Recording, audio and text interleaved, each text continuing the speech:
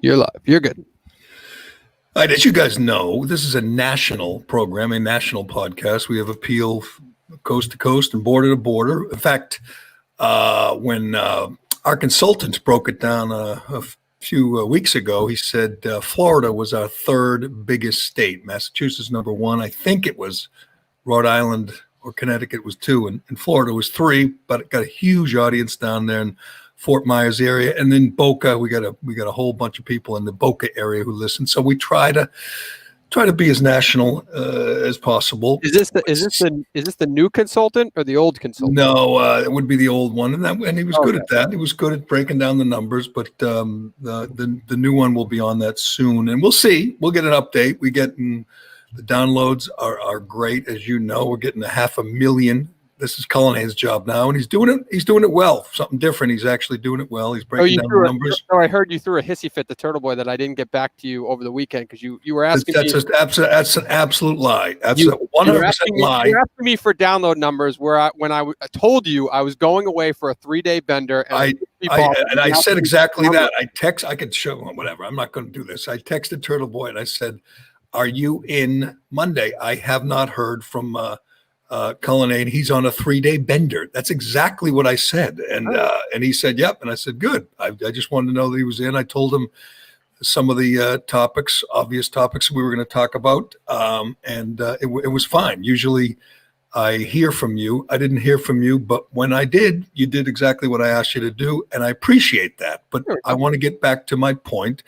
The 500,000 listeners every month are not all in New England, but sometimes I just have to focus on my hometown, my area, my city, Chelmsford. And this is one of those times because I've never been more embarrassed by our elected officials. Honest to God, I'm often embarrassed by them. Let's be honest. We had Ted Kennedy for 45 years, and utter embarrassment in every way. We had Barney Frank running a brothel out of his condo in Washington, D.C. We've had some embarrassing people represent us, and this is no exception. I'm going to tell you why, Alex. You probably already know because I've been tweeting, and I have to be honest, it's emotional. It's anger tweeting. Is there a word for that? Like anger tweeting? Like there's drunk tweeting, and there's, this is anger tweeting. Rage tweeting.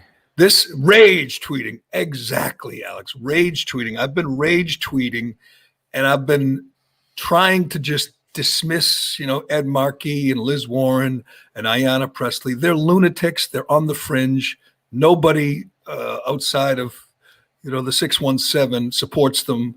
They don't matter. They're not important in Washington. They're just nuts. I mean, let's be honest. Liz Warren finished third in her home state. She is not a power player anymore. But let me get back to my point. I don't know how you felt. I'm going to guess, you're a human being. You're a compassionate guy. You saw that video of that scumbag shooting the two cops, the two deputies in L.A. It pissed you off, right? I mean, it had to. Yeah, I don't want to see any violence, as I've said many times. Oh, now you sound like Joe Biden. You condemn all violence? I condemn violence in all of its forms. But this is rare in just the utter evil and the reaction to it. You see this squatty little turd shoot the two cops, and then you see the guy on the sidewalk, and I think we played it yesterday. There's a couple things that just sent me over the edge. The guy who was laughing and joking and videotaping it and not helping the cops, and then there were the scum of the earth who were blocking the entrance to the hospital for the ambulance and trying to get in and yelling to the cops saying, "I hope he dies. I hope they die." These are the worst of the worst. These are the worst human beings on planet Earth. They are absolute scum. How that does not evoke a reaction, a passionate reaction, some anger, some righteous anger in anybody and everybody is beyond me. But again, I'm from Massachusetts. I am represented by the most embarrassing human beings, the most disgraceful elected officials.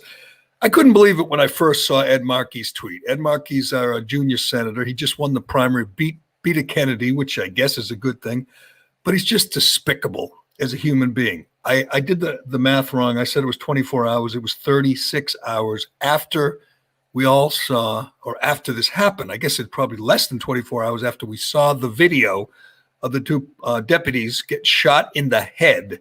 And Ed Markey tweets out, Portland police routinely attack peaceful protesters with brute force. We must disarm these officers and every police department in America of weapons of war and enact a nationwide ban on tear gas, rubber bullets, plastic bullets, and beanbag rounds. That's his first tweet. And by the way, I looked it up. He's yet to say a word about this incredible, outrageous act of violence against two deputies, two police officers. And how, even if you weren't an elected official, how does it not outrage you to the point where you react and say, this is despicable. We must catch this vermin and put this animal down, which is kind of what the president tweeted. But how do you tweet that we must disarm the police after you see that video? It just boggles my mind and pisses me off. And I'm sure you're not nearly as upset as I am, Reimer, but you should be. Yeah, the president always hits the right note, does he not? He always knows exactly what to say. I don't like when he calls them animals, not because they're not just scum, but that's not fair to animals. I mean, animals don't do that. They don't go up and just kill for the thrill of it all, the fun of it all. They're not animals. They're worse than, you know what they are? They're maggots. That's what they are. Maggots. That's what this guy is. Scum. And so I look it up, Reimer, and I figure, somebody who represents me must have felt some rage, some righteous anger. Ed Markey obviously blaming the cops, doesn't care about these two officers. Hold on. So we went from Ed Markey not commenting to Ed Markey blaming the police. I didn't know you'd catch that one, but yeah, essentially, if you read, I'm quick. Can't get one past me. If you read between the lines, I looked. Ayanna Pressley, of course, doesn't have a word to say about this. She's not upset. Nothing from Ayanna Pressley. Nothing from our Attorney General Maura Healey, the one who thinks that fires and looting and rioting is good because that's how forests grow. That lunatic, and then. This is not one of our elected officials, not yet. Kamala Harris, a senator from California. Senator from California, used to be attorney general, used to be the head law enforcement official in that state, says nothing about this despicable, cowardly act. Nothing. And I'll be curious. We got more information on these officers today.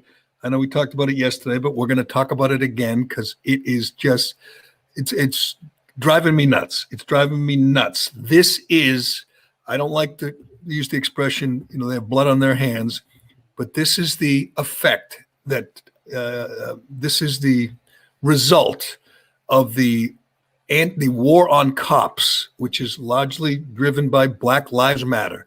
The people who chant, fry them like bacon, pigs in a blanket, fry them like bacon. Or what do we want? Dead cops. That's right. What they chanted as they marched through New York City after the 4 Dallas cops were shot. They want dead cops. They 6 years ago, right?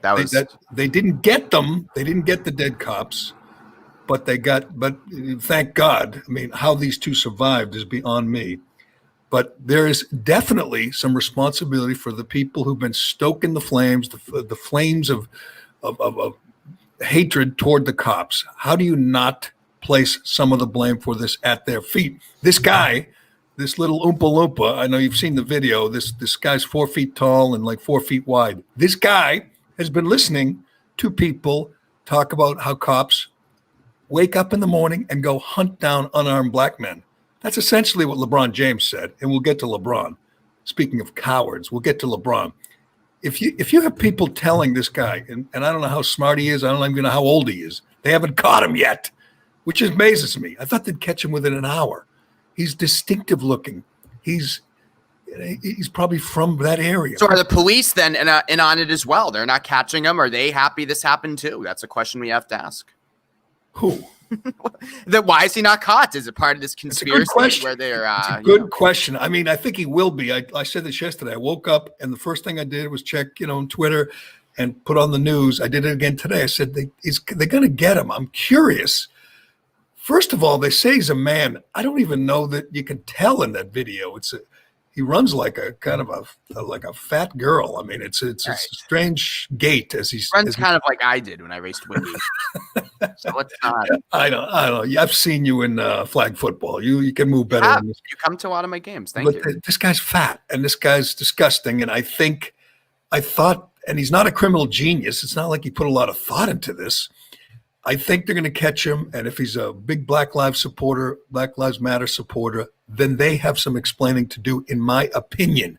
They're the ones who Alex, I don't know if you remember this. 4 months ago, the cops were heroes. 4 months ago, we were supposed to stand up and applaud when they walk by.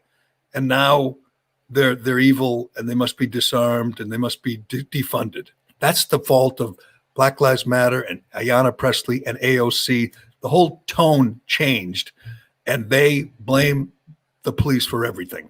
But how do we know that this suspect, who, as you mentioned, hasn't been caught yet, so thus hasn't spoken to authorities? How do we know what motivated him? We have no idea.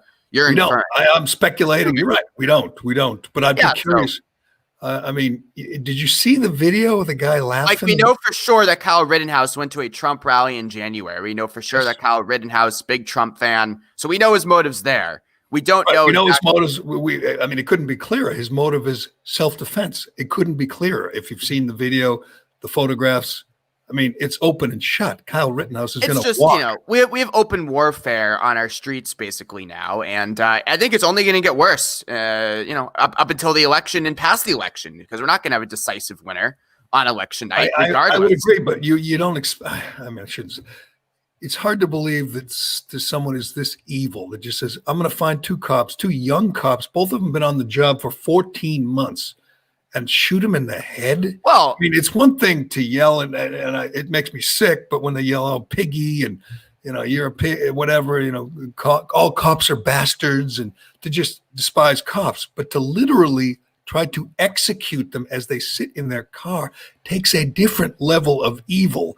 And I'm with you. I want to see this guy. I want to look into his eyes. I want to hear from him, because this is, this is Joe Karzarniev. This is John Wayne Gacy or what's her face, Casey Anthony. This is the face of evil. When we see him, this is someone whose brain should be studied by scientists, because he is pure evil. And I assume there'll be no defense unless you're talking about that guy on the sidewalk who was laughing as the cops are bleeding on each other, which is disgusting. But I want to see him, and I think, I'll say it again. We're gonna know by the end of today. He's not that smart. Well, I think that you have to go for a number of things. So I was reading actually last night about some of the recent history of the Los Angeles County Sheriff's Department. This is a department that, they've killed two unarmed people of color over the last couple of months, including an 18-year-old Latin man earlier this summer. They had gangs that run through their circumstances behind that. You're going to say they both were they hunting him? Were they just did it for fun? No, they weren't hunting him. But I'm just saying that this is a department with a lot. This was in Compton as well. This is a department with a lot of issues with people of color, Black people in Los Angeles. So I think that tensions are already very high between this particular branch of the police department and the citizens it's supposed to protect and serve. Well, there's no question. And I don't agree that there's any rationale for this, but you're right. When you see the guy laughing and videotaping it, we can play it again. We played this yesterday, Dave, the guy saying, "Hey, they shot the man, they aired out." He kept saying, "Aired out the pigs," and he's laughing and he's joking. And that's a guy watching, right? The guy watching. So the cruisers that they hadn't showed up to help them yet, and he's laughing about it, and then he thinks it's hysterical. If that's representative of the neighborhood, you're right. It's insane, the level of contempt for the cops. Hell, the next town, Linwood. The city manager of Linwood, a city official, a city employee, tweeted out the chickens have come home to roost, with a picture of Malcolm X, who said that about the JFK assassination. And we all know Jeremiah Wright said that, but we do. The chickens have come home to roost when these two officers are in. I said this about Markey. Markey's tweeting about disarming the cops. They haven't taken the bullets out of this cop's head First yet. of all, Ed Markey is not tweeting about disarming police. He was tweeting about removing military-style weapons from civilian police forces, which we should do regardless. I mean, that's not controversial to me. Well, he's lying. First of all, he's lying when he says that the Portland police are using brute force against innocent protesters. I mean, honestly, well, they were over the summer, especially when the Department of Homeland Security's, unmarked vans and unmarked troops were there. They were not. They should have. I mean, that's why it's still going on. They should have. And we'll get to the difference in Lancaster, Pennsylvania, which they had a little uprising because, again, the cop in Lancaster, Pennsylvania, would not allow an insane individual with a knife in his hand to stab him. That's the job of a cop nowadays in America. Your job is to protect, to serve, and to allow people to stab you. Because if you shoot them, as they did in Lancaster, PA, then they riot. Then they burn and loot and attack the police department. One of the rioters, and I just tweeted this out, in Lancaster, PA, she calls herself a medic for Antifa. Her bail's been set at $1 million, which I absolutely love. The judge in PA, the Lancaster, PA, is not messing around. It is not Portland. They're not going to put the revolving door in the police station, say, okay, go out and burn and loot again. You see that guy in Oregon, the arsonist, set a fire, burned whatever, thousands of acres, gets arrested, gets bailed out or no bail, walks out and starts setting fires again. There's a reason. You have a high bail or you detain someone who's dangerous. And in Lancaster, Pennsylvania, I just predicted there will not be 100 straight nights of rioting since they're setting a bail on these scumbags at $1 million. They're not getting out anytime soon. And when they get out, they will not start rioting again. That's how it's done, Portland, you fools. God bless this judge in Lancaster, PA. But I want to get back to Compton before we move on to other things, including Joe Biden explaining why you have to vote for him. If you don't vote for him, you will burn, you will drown, the world will end. But we'll get to that. Her name is Claudia Apolinar, Apolinar, Apolinar. Claudia, could you pronounce that for me, Alex? APOLINAR.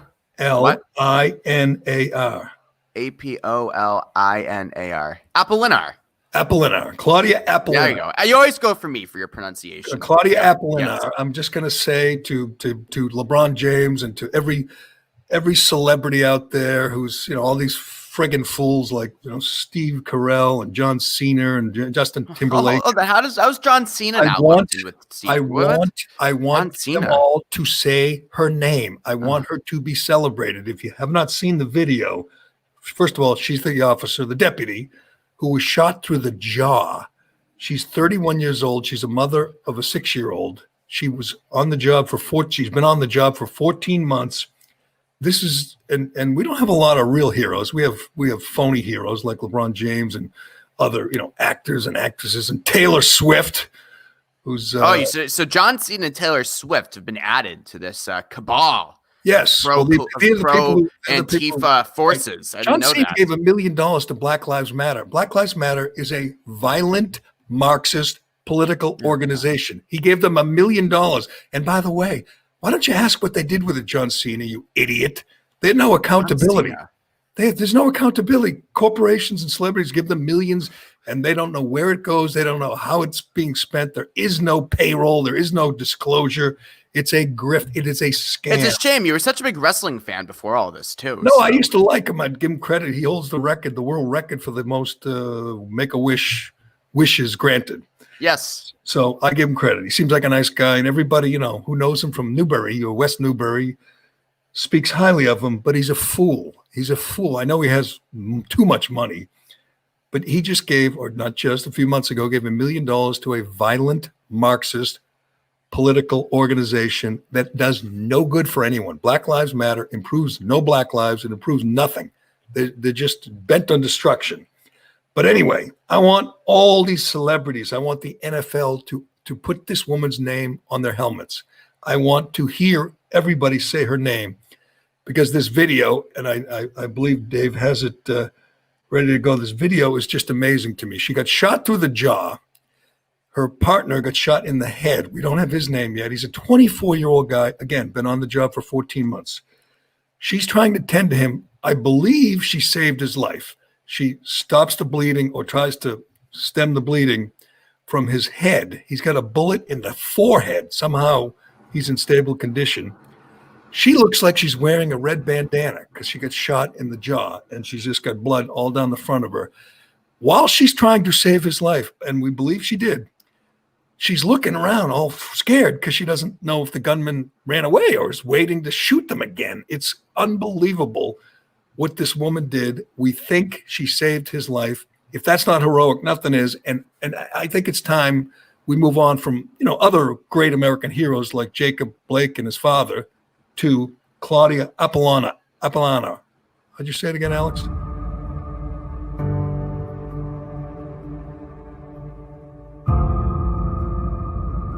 For the gunman to come shoot them again. I mean, imagine the shock that you're just sitting in your car and you get a bullet through the jaw or in the head.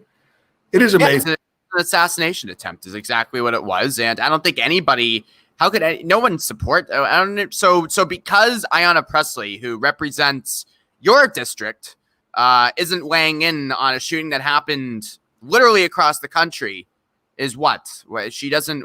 So you think she should be mostly concerned with things in her hometown, in her district? So when Kyle Rittenhouse, I believe he was walking down Faneuil Hall when he shot two people in self-defense. I don't know. Did Ayanna Pressley tweet about Kyle Rittenhouse? I don't know. I'd have to go back and look. Yes, she did. She called him a white supremacist and a terrorist, which is ridiculous. But she's a lunatic. But Jerry, I mean, this shouldn't be surprising to you. How about how come Ted Cruz didn't tweet when George Floyd was killed? I mean, maybe. I think you're looking for consistency, and he should have. But then no one's consistent. I'm just saying that obviously, if I'm a liberal politician, if a police is killed, doesn't quite fit with my narrative. So unless I represent that district or I'm directly involved, I may keep quiet. Conversely, if I'm on the right and an innocent black person gets killed, I'm keeping quiet too until I have to. I mean, and they do. It's inconsistency across the board.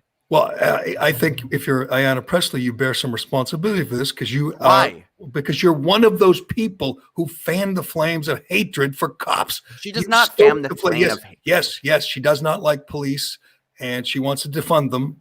She wants to disarm them, and this is the result. Some lunatic hears all this, but we don't know what motivated this guy. We don't. But when you're so quick to chime in on national issues, particularly issues of police brutality, maybe in this case, you ask for a little calm. You ask your people, to pray, although she probably doesn't do that. You ask your people to have a good thought. Godless. What do you mean? You think her people in Roxbury and South Boston? No, she's a national figure. Alex, that's like saying AOC only represents her district in New York. They're national. The squad. They're national figures. They're thought leaders. I mean, it's sad, but they're thought leaders. And by the way, they believe in strong women, right? I would say Claudia Apollinaire is a strong woman. I would say if you believe, in women, you would want to honor this wonderful, heroic woman, wouldn't you? Don't you? Wouldn't that be appropriate? Sure, but okay, good. What about Kamala? What about Kamala Harris? She's the senator from California, former attorney general, presidential candidate, who went and visited Jacob Blake, a alleged rapist, and Jacob Blake's father, an avowed anti-Semite, said she was proud of them and said they're an incredible family. Is she going to visit Claudia Apollinaire? Probably not. No, probably not. Trump will. Okay, great. I'm glad Trump will. I mean, every politician should try to diffuse the situation we have going on our streets. We have basically civil war on the verge of breaking out, but nobody fans the flames more than Donald Trump for the unrest and the violence. So, I mean, I start there if you're looking for blame. I'd say it's tough to blame him for this, except for that stupid tweet about he must be hit hard. Hit hard, baby. I mean, there's lots of things you could say about the guy who shot the two cops, the Oompa Loompa. He should be brought to justice. I mean, he's not going to get the death penalty because they didn't die. He failed. He should spend the rest of his life in a prison and blah, blah, blah. But he should be hit hard, meaning what? Hit him hard with the right hand, the right hook. With a fist? I mean, that'd be okay with me too. Corporal punishment. It was another strange Donald Trump tweet. But all right, let's get to another one of your heroes who I just can't stand the sight of right now, to be honest with you, LeBron James. LeBron James, who wore a Colin Kaepernick jersey on the day, I think it was the day this attack happened. No one celebrates people who kill cops more than Colin Kaepernick. He hates cops, loves people who shoot cops. One of his favorites, Joanne Chesimard, also known as Sata Shakur. She did much the same thing this guy in LA did. She shot a cop in cold blood. His name was Werner Forrester in New Jersey, murdered him in cold blood, escaped to Cuba. Colin Kaepernick loves her, wishes her a happy birthday on Facebook, and donated money to a charity named in her honor. He thinks of her as a hero. On the day these cops were shot, LeBron James wore the jersey of Colin Kaepernick. He thinks Colin Kaepernick's a hero. Colin Kaepernick never hesitates. I mean, LeBron James never hesitates to chime in on political issues. I'll give him credit for that. He's not afraid to express his opinion. He's not hiding. There's a $100,000 reward for the information to lead to the capture of this shooter. And then two wealthy LA people chimed in another 75. So it's up to 175. The sheriff out there, Alex Villanueva, challenged LeBron James, which I think is pretty cool. Said, let's put your money where your mouth is, LeBron. You want to catch these guys. Why don't you pony up some dough? Aren't you surprised that they haven't got him just on the reward alone? I mean, this is Compton. I mean, you're telling me there aren't like people who know who he is, who've seen him, who say, I want some of that dough? It seems like it would have been a matter of minutes. There's actually audio of the sheriff saying, you guys want to hear it from Alex Villanueva, the sheriff in LA County. Authorized a $100,000 reward. We had a private donor step up and offered a $50,000 reward to match that. And I just got word a few minutes ago that another donor is offering $25,000 reward. And I want to make a challenge. This challenge is to LeBron James. I want you to match that and double that reward, because I know you care about law enforcement. You expressed a very, very interesting statement about your perspective on race relations and on officer-involved shootings and the impact that it has on the African-American community. I appreciate that.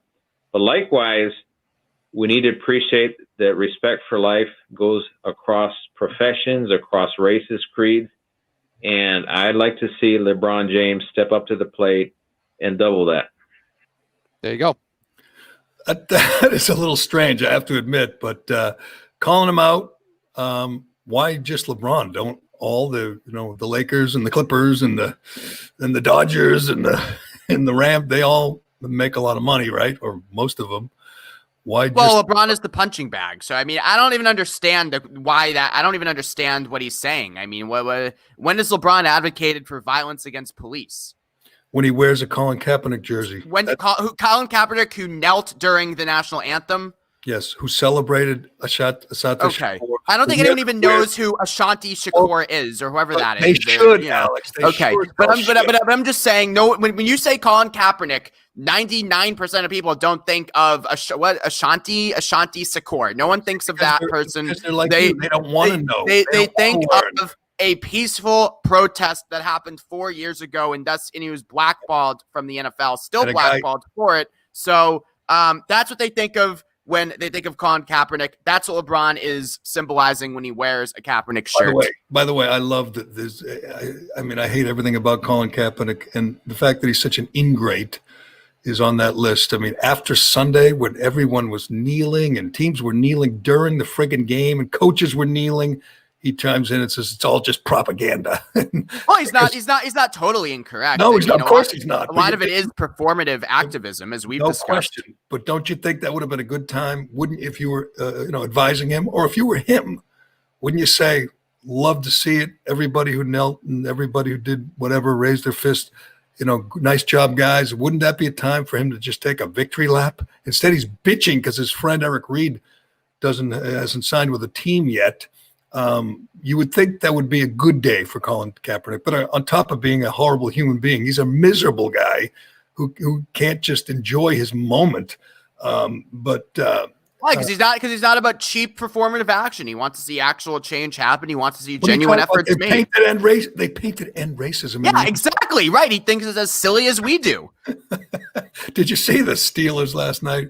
I'm sorry, this stuff makes me chuckle at times. The Steelers come out with a big sign that says "Steelers against racism." That's all it says. They're against racism, aren't you? Well, yeah. And I said, "Where are the Steelers?" Here it is. I said, where are the Steelers for racism? Are they out there somewhere? I mean, is there a group out there Steelers? I mean, of course, everybody's against racism. Good. Every team. So what's wrong? So good. So let's say it. So why, if you're Colin Kaepernick, you think that's just propaganda. If you're Alex Reimer, you call it performative. What would you like to see? What else?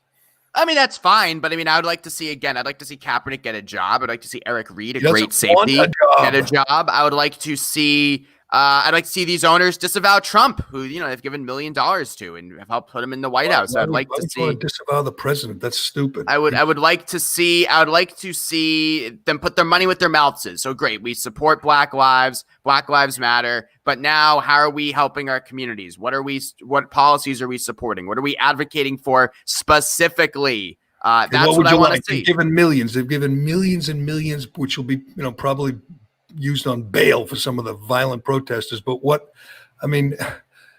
let's hear specific. What thing would you like, I don't know, Bob Kraft to do? I would like Bob Kraft to support Joe Biden. I mean, that's what I like to see happen. That's ridiculous. Few people have been bigger allies to Donald Trump, who is an enemy of peaceful relations, as we know, between police and the citizenry. He wants this violence. It's good for him. Every single person who's been arrested in Portland and Minneapolis and Chicago and whatever, in Lancaster, every single one of them is a Biden supporter. Okay, every single one of them is going to, if they vote, they're probably half of them too stoned to get out of bed on election day. They go out and they start rioting at midnight.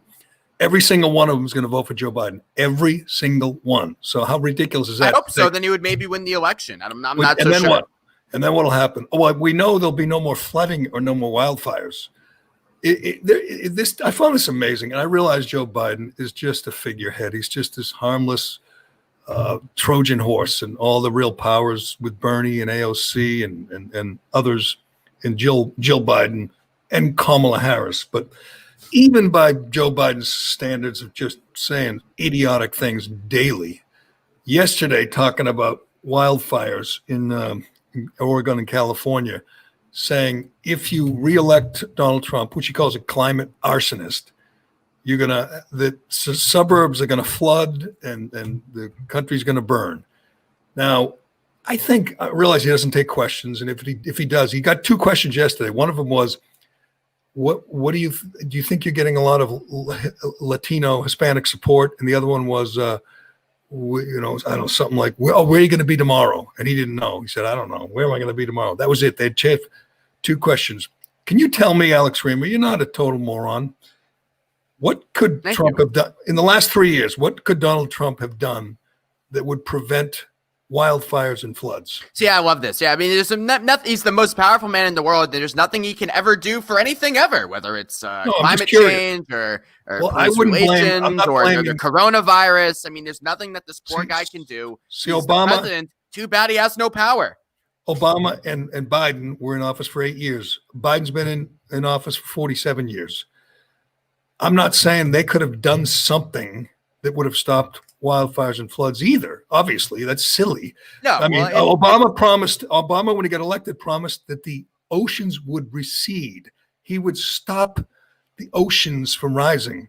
That's what he said. Well, I mean, but silly, but people believe it. Like people like you, not just you, but everybody, every Democrat.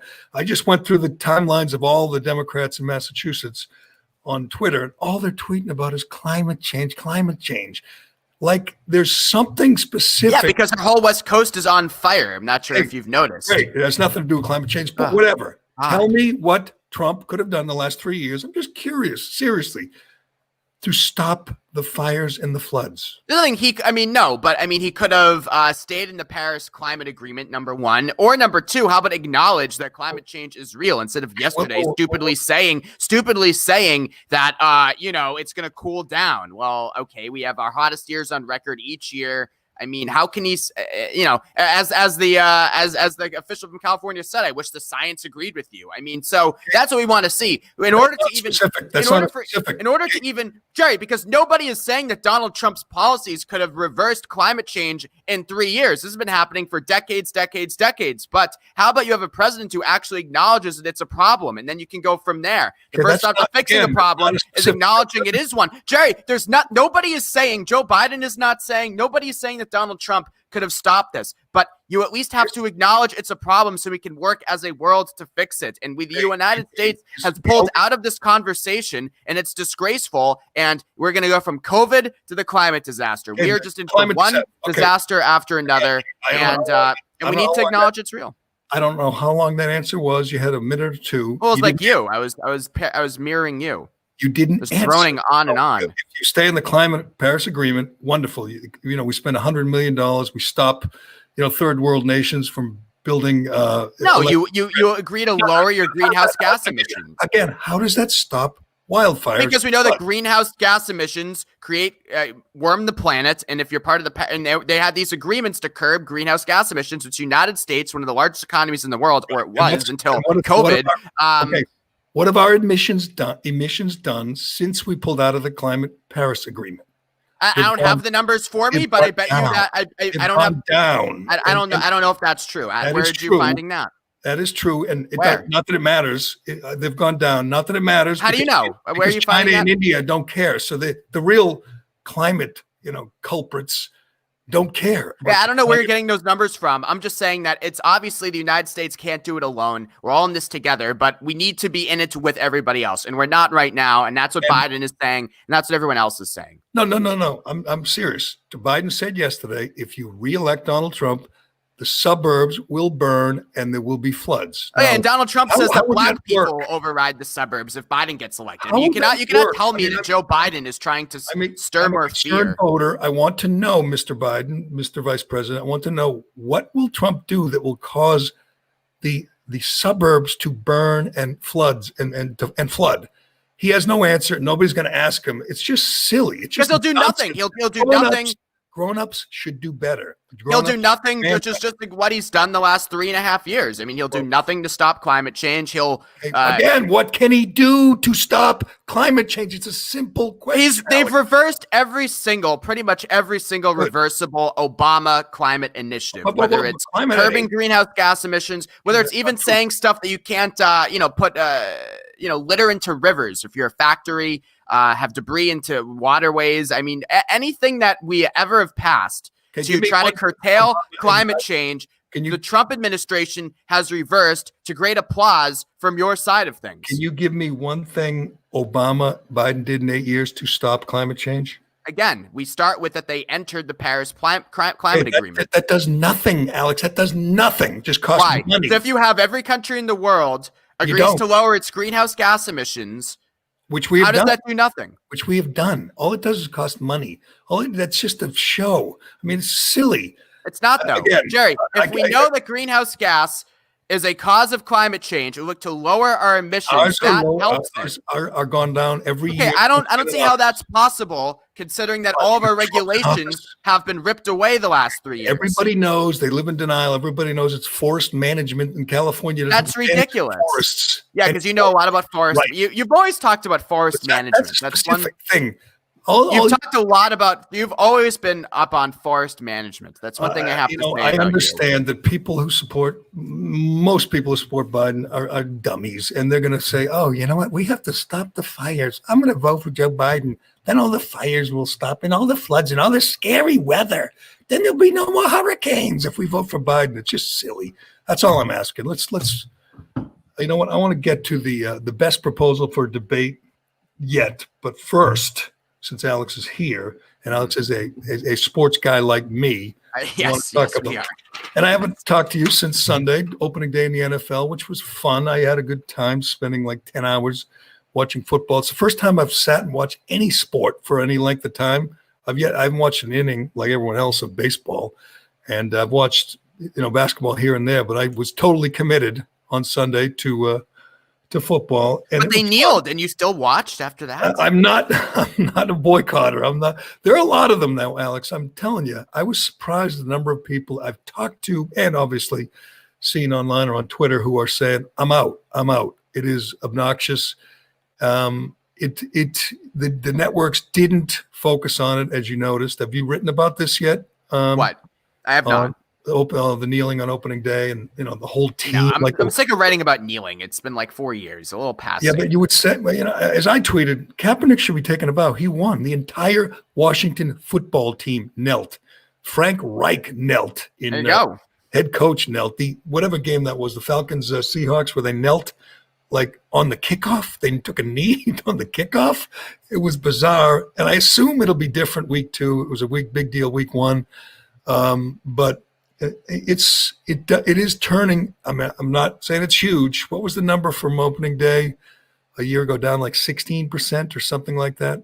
It's gonna cost them some fans, some viewers. Well, Bucks Saints had that was the most watched NFL game in 4 years, regular season NFL game in 4 years, right?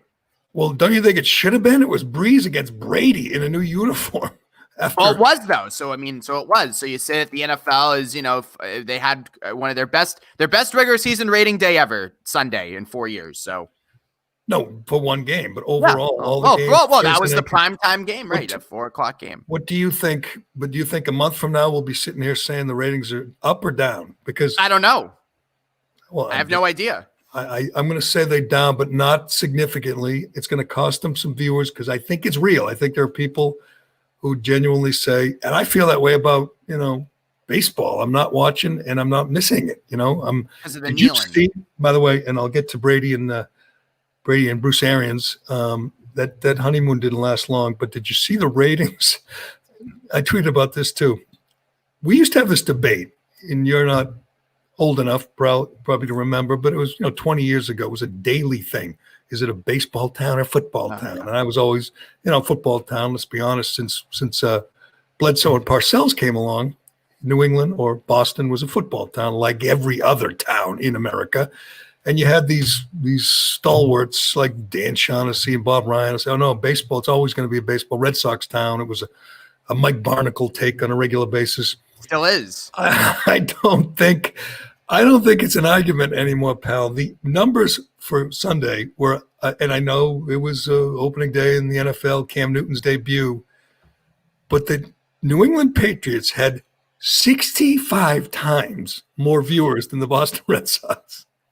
Now, there are some old timers out there who just love baseball. Maybe they tune in, but this is just cruel. The Red Sox lost in the ratings to the Patriots. Patriots had a 65 share. Red Sox had a 1 share. They had 65 times more viewers than the Red Sox. And by the way, the Tampa Bay Bucks, I don't know why, but the Tampa Bay Bucks had 43 times more viewers than the Boston Red Sox.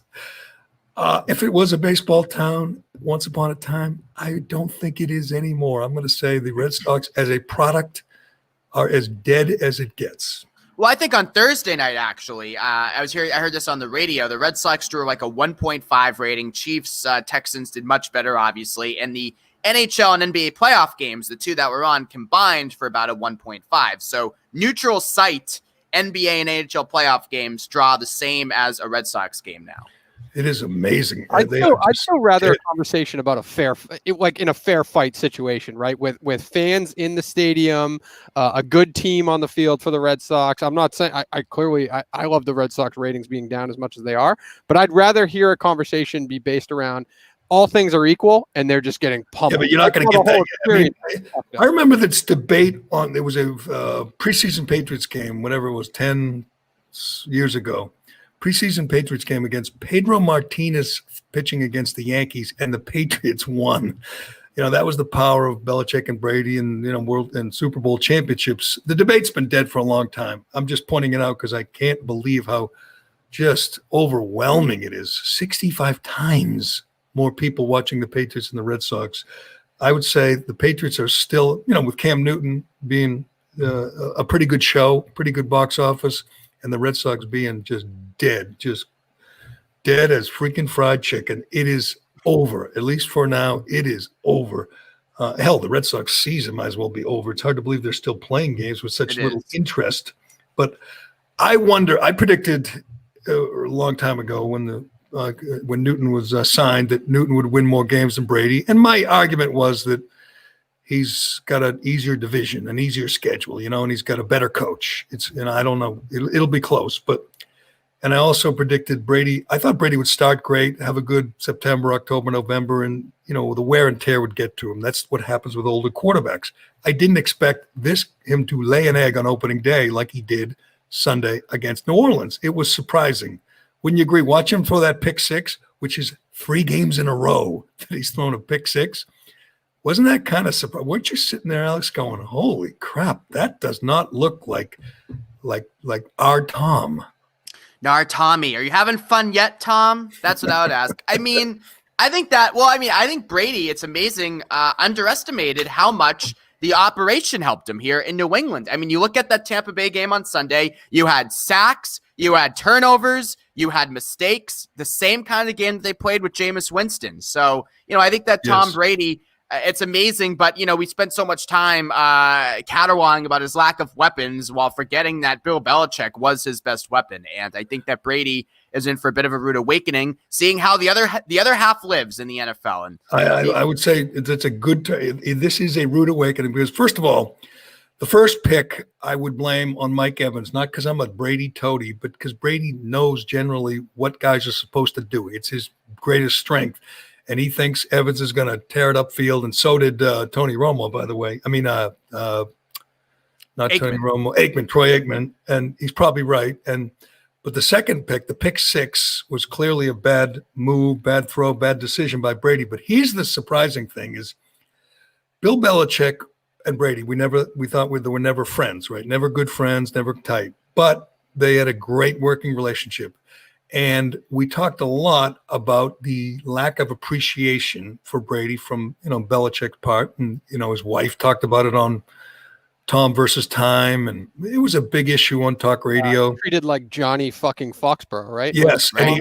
And he, when he downplayed Brady's injury and said, it's not like he had a heart attack or something. Open heart surgery. Open heart surgery. Like he downplayed Brady's injury. And we all wondered, is that going to get under Brady's skin?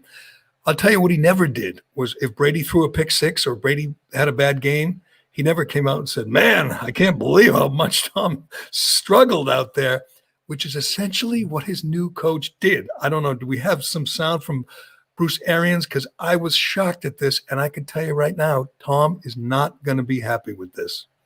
Yeah, I mean, he looked like Tom Brady in practice all the time, so it's kind of unusual to see that in the ball game because they didn't do the things that we didn't get ready for. Everything they did, we thought we were ready for. We got some wide receivers had to do a better job of winning one-on-one when he decides to go their way. And he put us in the right run checks a couple of times. So it was a learning experience that way. Can't say that we were out of sync because we started out as good as you could start out going right down the field, Then we don't get any more chunk plays other than pass interference penalties. And, I think it's a great learning experience. It's just round one of a 16-round fight, and we'll learn from it. Yeah. He blamed at first, he blamed Mike Evans, and then later he kind of said it might have been Brady's fault, something like that. First he blamed Brady, then he walked it back yesterday, blamed Mike Evans, but still blames Brady for the pick six, and then also mentioned that wasn't in the cut that we played, but said that he hopes to see some more grit and determination. Yeah, I'm looking for that sound. I mean that cut right now. Looking for more grit and determination. Yeah, from Brady. Yeah, who's never had grit in his career before. So yes, looking for more of that. Let's see where is that sound? There's he looked like Brady in practice, so it was surprising, unusual to see that in a ball game. Right. But he says he expects to see more grit and determination from him next week. I want to see more. Give me more. You're questioning Brady's grit and determination. And I know Brady will say nothing when I assume he's already talked. Is he doing like a Monday phone-in with the radio station down there, or does he not have to do that anymore? It's not in the contract. He only did it. But I'm telling you right now, he is not happy with his new head coach. Nothing bothers Brady more than someone questioning his effort, and that is what Arians did. I guarantee you, he's not happy right now. And I was just looking at the schedule. What they got? I mean, they got tough games. It's not. They get Carolina, I think, this week at home. Correct. Where Patriots at Seahawks on Sunday night. That's now I sound like who was it who used to read the schedule on the air every day? Butch Stearns. Panthers at Bucks. Ooh. I don't know. I would say that's a tough. The Panthers don't have a good defense at all, though. I say Tampa Bay wins that one. How about that? Yes, I'll say I'm with you. So gets his first W. It will be interesting. It is, the Bucks, the Tampa Bay Bucks are the second biggest team in Boston right now, second biggest team in New England. Here's what I'd like to know, and I'll get your take on this: is how is Cam Newton going to handle a loss? If and he's going to lose. I mean, not at Seattle, he's probably going to lose this week. What's the line on that? Let me get the line on that. And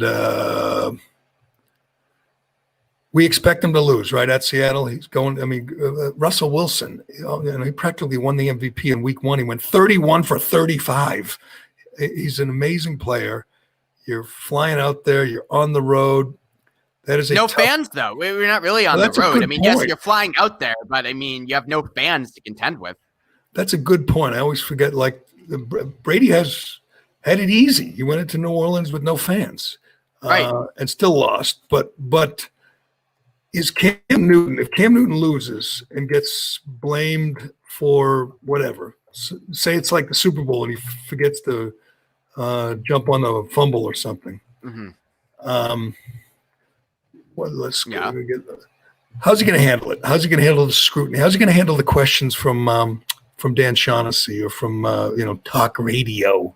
Over Zoom, he'll just log off the Zoom and say, "Oh, bad connection." No, I mean, honestly, I think Cam. I mean, I said that partially joking, but partially not. I mean, this is kind of like it's very weird. The whole no fans thing, I think, really, I don't notice it with the basketball that much, but I notice it a lot with the football I've watched. But anyway, I think Newton will be fine, Jerry, because I mean, this is a guy who's won a Heisman, he's won a Rookie of the Year, he's won MVP, he's been to a Super Bowl. I mean, you know as well as I do, Cam Newton is a very accomplished quarterback. He's been on the big stage many times before. I think he'll handle it fine. He'll handle a regular season loss. I don't know. Fine. I'll be curious because he's never been in this kind of situation, and I realize. What do you mean?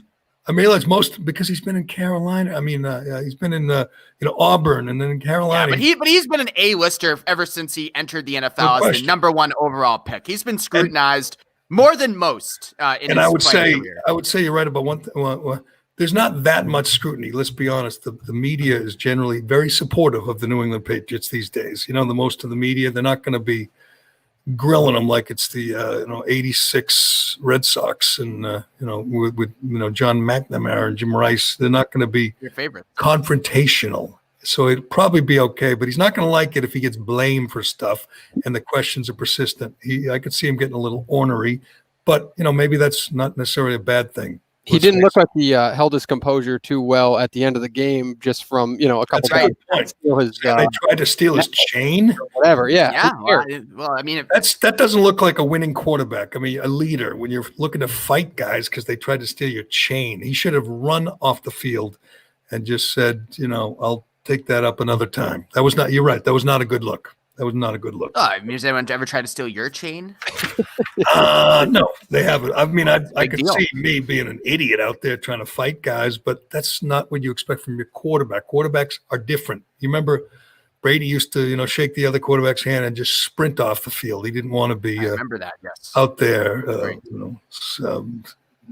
mingling with the masses. He wanted to be off the field. That's what a leader does. Cam can't be doing that. That's a bad look. I mean, I know his suit was everything. He wore a yellow suit. Well, you used to wear that once in a while. It's just such a. Not only is he a better quarterback than Tom Brady, he's a better dresser than Tom Brady. Who would have thought? Do you see? I don't know. He's a better quarterback. I just think he will win more because he's got a better schedule and a better coach. Do you think he will have a better year than Tom Brady? Yes. In like a better rating? Oh, I have no idea. Better passer rating. What was QBRB? I think he's obviously bigger, stronger, younger, but I also think he takes more chances. We saw that. He runs the ball more. He takes more hits. I'd be curious who will play more games, Cam Newton or Tom Brady. Tom Brady's obviously much more careful out there. He doesn't get hit a lot, but he is old. So I'm going to he got sacked a crap ton on Sunday. That offensive line is terrible. He got banged around, and all it takes is one good hit when you're that age, and you ain't getting up, bouncing out of bed the next morning. Even the good throws that Brady had, I was watching the highlights. He was under pressure, it seemed like, all the time in that game. And again, you go back to Tampa Bay, sacks, penalties, turnovers. That was what their offense was with Winston, and that's what it was Sunday with Brady. Is Brady on pace to break Winston's record for picks? Not yet, but Winston had 30, right? Brady's on pace for 32. Oh, 32, you're right. Yeah. And he's on pace for 16 pick sixes. It is amazing.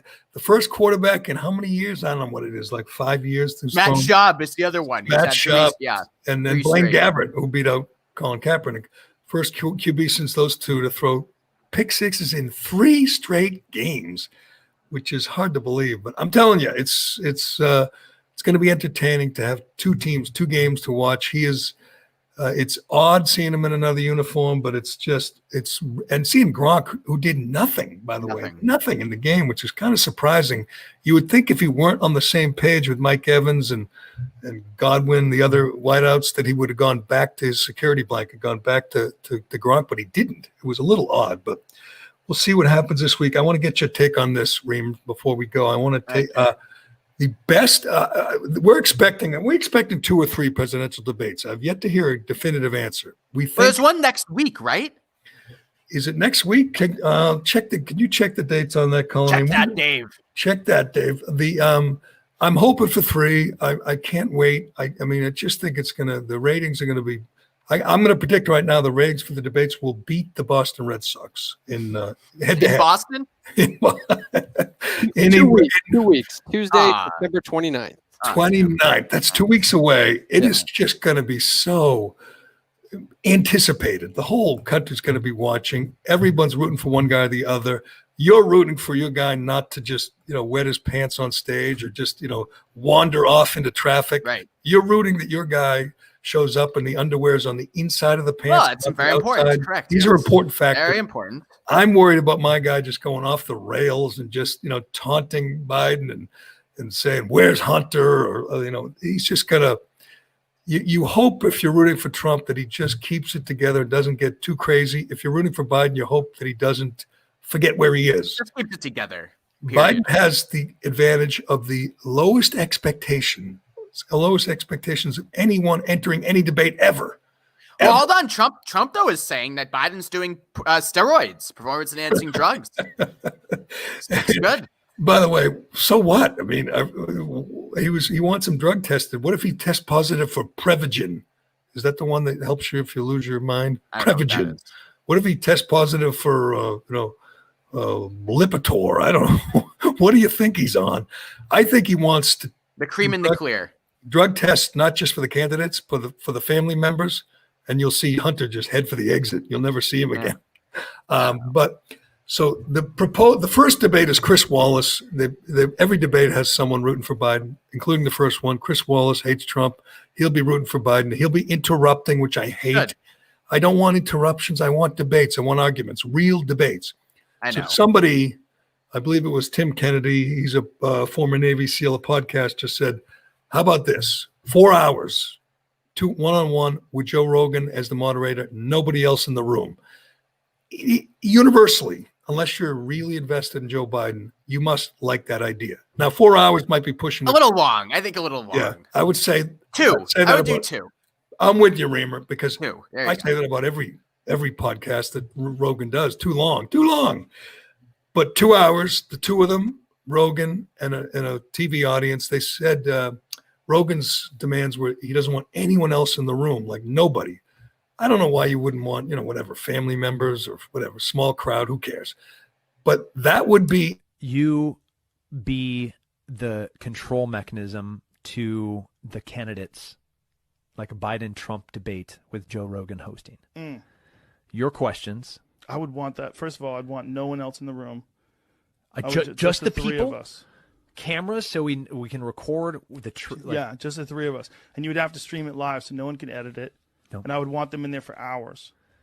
and ideas. We get to hear Yeah. what they actually believe in, Yeah. what they're going to do, who they're going to.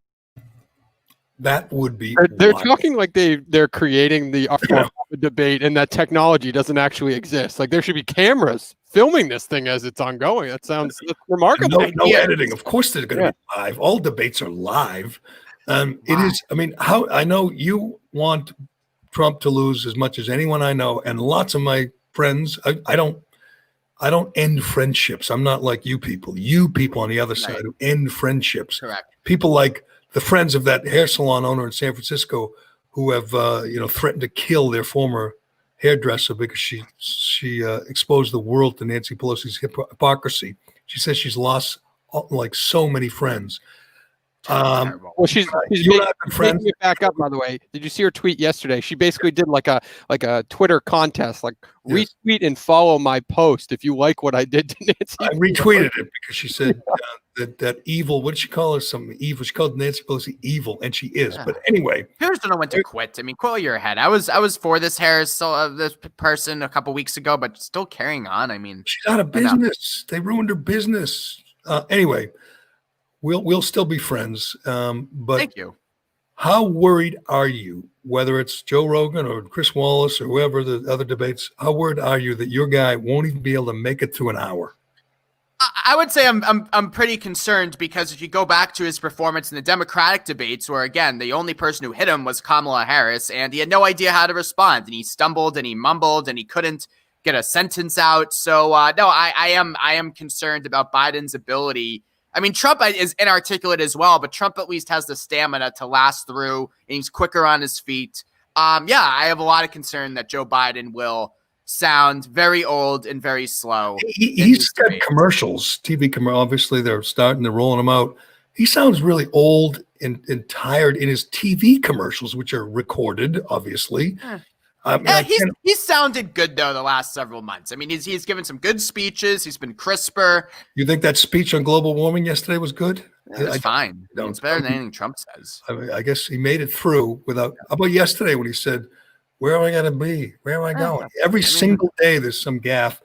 It will be just incredible to watch if he makes it through without just literally peeing on a puddle on stage. Okay. The media will say he was amazing. He was amazing. But I don't think these debates, I mean, honestly, like they're fine theater, I guess, but they have no impact on the actual. Yes, this time they do, because people are worried that Biden doesn't have the mental capacity to do the job. And no one wants President Kamala, nobody. But I'll be curious. Trump agreed to the Rogan format immediately, which was pretty cool. He said, "Who wants a 4-hour debate with Joe Rogan?" And he immediately tweets, "I do!" !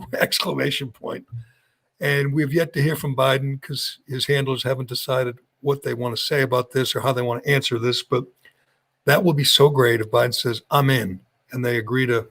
Obviously, he's not going to. So I'm with you. Not 4 hours, but they agree to whatever, 2, sitting down with Joe Rogan and slugging it out. Of course, Joe Biden has no idea who Joe Rogan is, but we'll see. We'll see. I hope so. These debates are going to be awesome. I think. I hope, and I look forward to them. But it's like 3 things this fall: we get Patriots games, Bucks games, and debates. Wow, Jerry, how lucky are us? How lucky are we? Lucky. Who's luckier? Who's luckier than us? Who has more fun than us? Right? Who has more fun than us? That's right. We should have that as our new model, even though it's wrong grammatically. Who has more fun than us? It should be who has more fun than we. Who said that? Who said that again? Isn't it Jack Edwards? I think. Right. Yes. Who has more fun than us? It's either Jack Edwards or Dale Arnold, one or the other. Jack Edwards, I think. One of those hockey guys. Yeah. But all right, Reimer, we'll see. Hopefully by the next time we talk, they got the shooter in LA. We got a whole biography of the guy, and we know what motivated him. I'm going to guess, some of the heated rhetoric from your side is what drove this guy to commit this heinous crime. But we will learn more soon. I'm going to predict again for the second day in a row, we will have a man in custody or a woman or whatever that is in custody by the end of today, and I look forward to it. But you got any good stuff on Forbes.com or on Out Sports? Yes, University of Minnesota, Jerry, is cutting its men's track and field team, and we have angry LGBT athletes about that. Wow, University of Minnesota is cutting track. Man, you always have your finger on the pulse, pal. Check that out, Reem. Check out Alex Reem. Well, we're fighting for Jerry. It's terrible. All these non-revenue sports are being cut in colleges across the country. Fewer scholarship opportunities. It's terrible. Sports, University of Minnesota football team, a revenue-producing sport, can't play. Right. Well, that's why. Because so many of the college presidents and ADs and governors hate Trump. That's why. It's a disgrace. I don't know if you're aware of this, but I think they should all be playing. High schools, colleges, pros, they should all be playing. We know that now. Nobody in the NFL tested positive last week. None. They did 14,000 tests. None. Nobody in the NHL. Nobody. Well, they're in a bubble, the NHL. It's time to play. Right. It's time to play. It's disgrace that kids aren't playing high school, college football because they're the people making the decisions hate Trump. It's a disgrace. But we'll do more of that tomorrow and the next day and the next day and the next day because it is such an outrage. But all right, thanks, Reimer, and thanks to Allied Paving and DCU and Shea Concrete and anyone else, Cullinane. And DraftKings. And DraftKings is with us through the football season. DraftKings. All right. They love us. You know why? The day we signed with DraftKings, the stock went through the roof. That's why. true. Yeah, That's right. exactly. It was the same Callahan day. bump. It was the Callahan bump, and Michael Jordan rode the wave, jumped on my back and rode the wave. But DraftKings, thank you to them, and thanks to everybody for supporting our sponsors. You can support us by supporting them, and I appreciate it. I'm Jerry Callahan. This is the Callahan Podcast, and we will do it again tomorrow.